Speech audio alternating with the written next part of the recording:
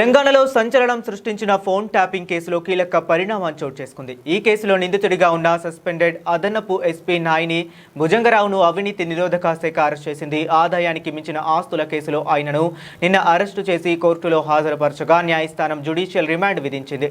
దీంతో అధికారులు ఆయన్ను చెంచల్గూడ సెంట్రల్ జైలుకు తరలించారు. నిన్న ఉదయం నుంచి ఏసీబీ అధికారులు భుజంగరావుతో పాటు ఆయన బంధువులు, స్నేహితులను కలిసి సుమారు 15 ప్రాంతాల్లో ఏకకాలంలో సోదాలు నిర్వహించారు.